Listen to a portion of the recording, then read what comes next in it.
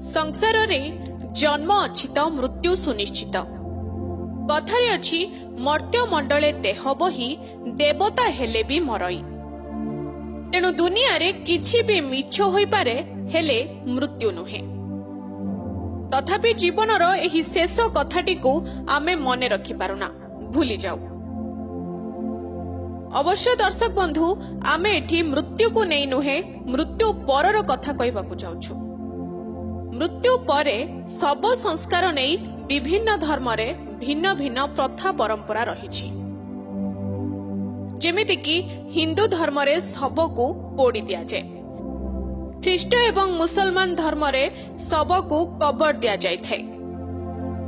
केतेक जगार कहार मृत्यु जदि सूर्यास्त परे होई थाए तेबे तांकर शव सत्कार ता पर दिन करा जाए, राति रे नुहे। तेबे शव संस्कार एवं अंत्येष्टि क्रिया को नहीं विभिन्न प्रकार रीतिनीति रहितिले मध्य किछि कथा सबुठी समान रही थाए। जेमिति कि मृतदेह को एका छड़ा न जिबार कथा। जदि कहार मृत्यु संध्या परे हेउछि तेबे तांको मृतदेह को एकाकी छड़ा जाय नाही। तेबे कोन आपण जानिछंती जे शव को राति सारा एका काहींकी छड़ा जाय नाही? जदि आपण एहार कारण जानि नाहंती ताहेले वीडियो को शेष जाए निश्चय देखंतु आउ शेयर भी करंतु।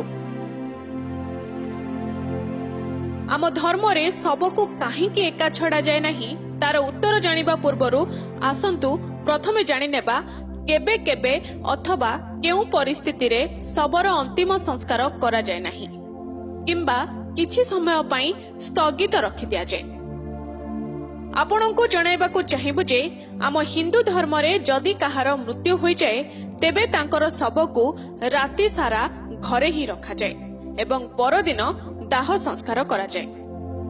एहा व्यतीत जदि कहार मृत्यु कार्तिक मास पंचक समय रे होई थाए तेबे तांकर शव को भी किछि समय पई घरे रखा जाए। आउ जेतेबेले पंचक काल समाप्त हुए ता परे ही तांकर दाह संस्कार करा जाए। काहेकि ना गरुड़ पुराण रे कुहा जाइछि जदि सूर्यास्त परे किंबा पंचक समय रे कहार शव सत्कार करा जाए तेबे मृत व्यक्ति को मोक्ष प्राप्ति होई न थाए। एथिपाई जदि कहार राति रे मृत्यु होइछि ताहेले एमिति समय रे शव को श्मशान घाट को निया जाए नाही, घरे ही रखा जाए आउ सकाळ हेबा को अपेक्षा करा जाए। एही समय रे मृत शरीर को एका छड़ा जाए नाही, केही ना केही व्यक्ति तांकु जगी रही थांती। तेबे एहा पछर सबुठारो बड़ कारण हेउछि जदि एही समय रे शव को एका छाड़ी दिया जाए ताहेले कुकुर बिलेई भली पशु मृतदेह को टाणी ओटाड़ी खाई पारंती।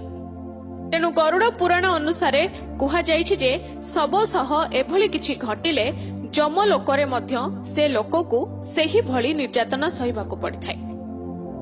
आउ जदि शव को एका छाड़ी दिया जाए ताहेले एथिरु दुर्गंध आसी थाए। एथिपाई शव पाखरे केही ना केही व्यक्ति बसी थांती एवं धूप लगाई रखि थांती, जहा द्वारा शवरु आसुथिबा दुर्गंध चारिआड़ को व्यापी न थाए। गरुड़ पुराण अनुसारे आहुरी कथित अछि जे भगवान विष्णु गरुड़ଙ୍କ प्रश्नर उत्तर देई कहिसंती जदि मृत व्यक्तिଙ୍କ संतान एवं संतति तांको पाखरे नाहांती तेबे एमिति समय रे शव को सेमाने आसीबा जाए घरे रखा जाए। काहेकि ना मृत व्यक्तिଙ୍କ निज संतान ही मुखाग्नि देवार परंपरा रहिछि। संतान थाई अन्य केही मुखाग्नि देले मृत व्यक्तिଙ୍କ आत्मा को शांति मिलि न थाए। आत्मा याडे सियाडे घुरी बुले बोली कुहा जाए। एहा परे भगवान विष्णु एहा मध्य कहिसंती जे जदि सूर्यास्त परे कहार अंतिम संस्कार करि दिया जाए ताहेले सेही मृत आत्मा असुर, दानव किंबा पिशाच जोनि रे जन्म होई थांती, जेउठी तांको अनेक प्रकार कष्ट जंत्रणा सहिबाकू पड़िथाय। गरुड़ पुराण रे भगवान विष्णु आहुरी मध्य कहिसंती जे मृत शरीर को एका एथिपाई छड़ा जाएनी कारण एकाकी देखि आखपाखर दुष्ट आत्मा भी मृत शरीर भीतर को प्रवेश करि पारंती, जहा द्वारा मृतकଙ୍କ सहित तांको परिजन को अनेक प्रकार कष्ट सहिबाकू पड़िथाय। କୁହାଯାଏ ଯେ ମଣିଷର ମୃତ୍ୟୁ ପରେ ଶରୀର ଆତ୍ମା ଠାରୁ ଅଲଗା ହୋଇଯାଏ। ଏହି କାରଣରୁ କୌଣସି ବି ଦୁଷ୍ଟ ଆତ୍ମା ସେହି ଆତ୍ମାବିହୀନ ମୃତ ଶରୀରରେ ପ୍ରବେଶ କରିଯାଇପାରନ୍ତି। ତେଣୁ ମୃତଦେହକୁ ଏକାକୀ ଛାଡ଼ି ନ ଯିବାର ଏହା ଏକ ପ୍ରମୁଖ କାରଣ। ଅନେକ ଘୁରି ବୁଲୁଥିବା ଆତ୍ମା ଏଭଳି ସଦ୍ୟ ମୃତ ବ୍ୟକ୍ତିଙ୍କ ଶବ ଉପରେ ନଜର ରଖିଥାନ୍ତି। ଏକା ପାଇଲେ ସେଥିରେ ପ୍ରବେଶ କରି ଯାଉଥିବା କୁହାଯାଏ। ତେବେ ପ୍ରକୃତରେ ଯଦି ଦେଖିବେ ତାହେଲେ ଶବକୁ ଏକା ନ ଛାଡ଼ିବା ପଛରେ କିଛି ବୈଜ୍ଞାନିକ କାରଣ ବି ରହିଛି। ଦର୍ଶକ ବନ୍ଧୁ, ଏହାକୁ ନେଇ ଆପଣଙ୍କର ମତ କଣ ରହିଛି ଆମକୁ କମେଣ୍ଟ କରି ନିଶ୍ଚୟ ଜଣାନ୍ତୁ। ଆପଣଙ୍କୁ ଆମର ଏ ଭିଡିଓ ଯଦି ଭଲ ଲାଗିଥାଏ ତାହେଲେ ଏହାକୁ ଲାଇକ୍ କରନ୍ତୁ ଏବଂ ଅଧିକରୁ ଅଧିକ ସେୟାର କରନ୍ତୁ। Bureau report, K news Odisha.